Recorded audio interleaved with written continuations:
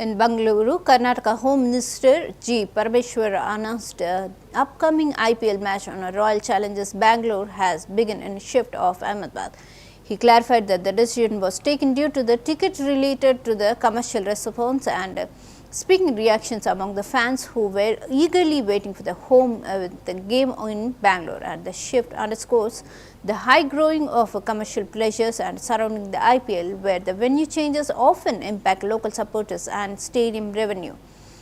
RCB fans expressed their disappointment, while officials emphasized that the move was necessary to address a logistical and financial concern.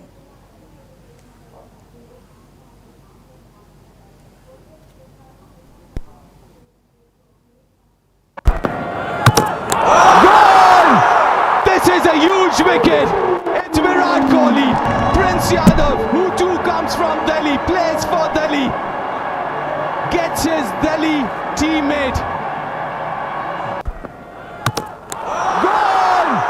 This is a huge wicket. It's Virat Kohli. Prince Yadav, who too comes from Delhi, plays for Delhi, gets his Delhi teammate.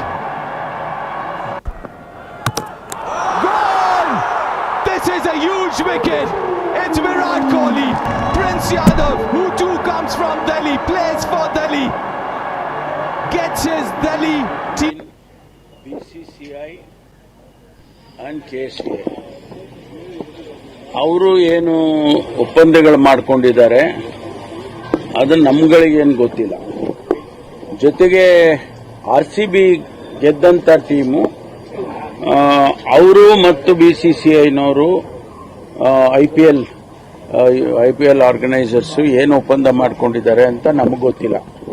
ನಾನಿಷ್ಟೇ ಹೇಳ್ಬೋದು, ಟಿಕೆಟ್ಗಳಿನ ಕಾರಣಕ್ಕಾಗಿ ಅವರು shift ಮಾಡಿದ್ದಾರೆ ಅಂತ ನನಗೆ ಅನಿಸ್ತಾ ಇಲ್ಲ.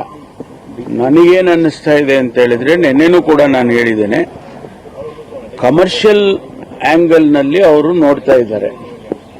ಇಲ್ಲಿ 33,000 seat ಅಲ್ಲಿ ಒಂದಷ್ಟು ಫ್ರೀ ಪಾಸಸ್ ಟಿಕೆಟ್ಸ್ ಎಲ್ಲ ಹೋಗ್ತಾ ಇದೆ ವಿಐಪಿಗೆ ಅನ್ನೋದು ಬಿಟ್ರೆ ಇಲ್ಲಿ ಯಾವುದೇ ತೊಂದರೆ ಅವರಿಗಿಲ್ಲ. ಅವರಿಗೆ ಸೆಕ್ಯೂರಿಟಿಯಿಂದಾಗ್ಲಿ ಅಥವಾ ಅರೇಂಜ್ಮೆಂಟ್ಸ್ ಇಂದಾಗ್ಲಿ ಆ ಆಸ್ಪೆಕ್ಟ್ಸ್ ಯಾರು ಕೂಡ ಮಾತಾಡ್ತಿಲ್ಲ. ಈಗ 5 ಮ್ಯಾಚಸ್ ಮಾಡಿದೀವಿ, ಯಾವುದೇ ಒಂದು ಸಣ್ಣ ಘಟನೆ ಕೂಡ ನಡೀಲಿಲ್ಲ.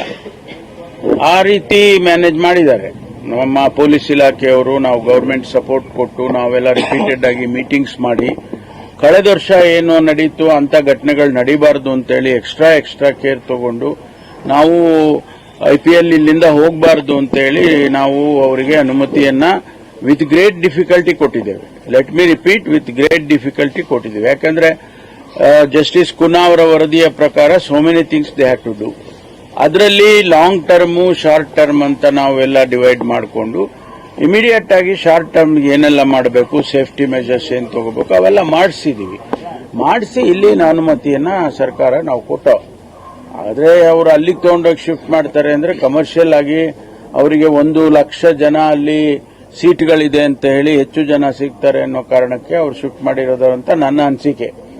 ಅದು BCCIನವರು ಕ್ಲಾರಿಫೈ ಮಾಡಬೇಕು.